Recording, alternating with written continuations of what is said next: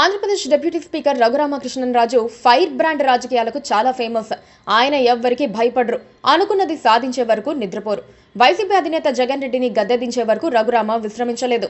తర్వాత టీడీపీలో చేరి ఎమ్మెల్యే, డిప్యూటీ స్పీకర్ అయిన రఘురామలో మరోసారి అసంతృప్తి జ్వాలలు రేగుతున్నాయి. సొంత పార్టీపై ఆయన కారాలు మిరియాలు నూరుతున్నారు. ఏపీ అసెంబ్లీ సమావేశాల్లో జీఎస్టీకి సంబంధించి 2 సవరణల్ని ఆర్థిక శాఖ మంత్రి పయ్యావుల కేశవ్ ప్రవేశపెట్టారు. ఈ బిల్లులపై చర్చలో భాగంగా తాడికొండ ఎమ్మెల్యే తెనాలి శ్రావణ్ కుమార్ మాట్లాడారు. ఆ సమయంలో స్పీకర్ స్థానంలో డిప్యూటీ స్పీకర్ రఘురామకృష్ణరాజు ఉన్నారు.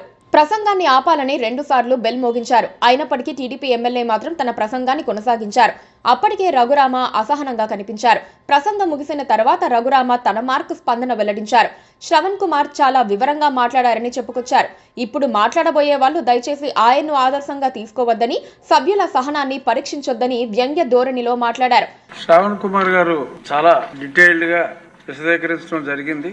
దయచేసి ఇప్పుడు మాట్లాడబోయే వాళ్ళు ఆయన ఆదర్శంగా తీసుకోవద్దు, సభ్యుల సహనాన్ని పరీక్షించొద్దు అని చెప్పి తెలియజేస్తూ రఘురామ వ్యాఖ్యలపై టీడీపీలో చర్చ జరుగుతోంది.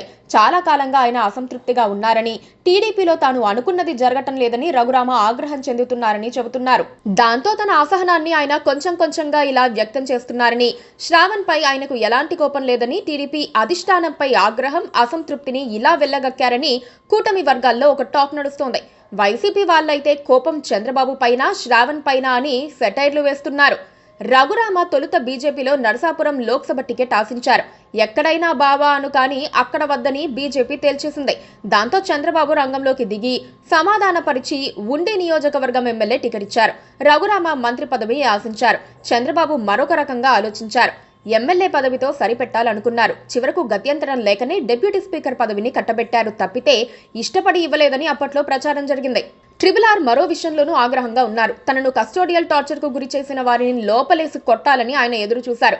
ఈ క్రమంలో కొందరు పక్క వాయిద్యాలను అరెస్ట్ చేశారే తప్ప అసలు వాళ్లను పట్టించుకోలేదని రఘురామ కోపంగా ఉన్నారు. తనను కొట్టించిన ఐపీఎస్ అధికారి సునీల్, వైసీపీ అధినేత జగన్ రెడ్డిపై కూటమి ప్రభుత్వం ఇంకా చర్యలు తీసుకోలేదని, అసలు ఆ దిశగా అడుగులు పడటం లేదని ఆయన ఆవేదన చెందుతున్నారు.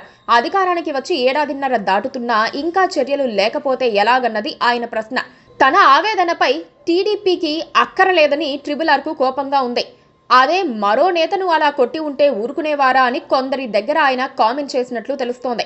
అందుకే పరోక్షంగా అప్పుడప్పుడు టీడీపీకి గుర్తు చేస్తూ ఉండాలని ఆయన డిసైడ్ అయినట్లుగా భావించాల్సి వచ్చింది. అసెంబ్లీలోనూ బయట అవకాశం వచ్చినప్పుడు చురకలు వేస్తూ ఉంటే తన బాధ ఏంటో టీడీపీ వాళ్లకు తెలుస్తుందన్నది రఘురామ ఆలోచనగా ఉంది. మరి చంద్రబాబు అండ్ టీమ్ కు ఎప్పుడు అర్థమవుతుందో ఏంటో. Please subscribe to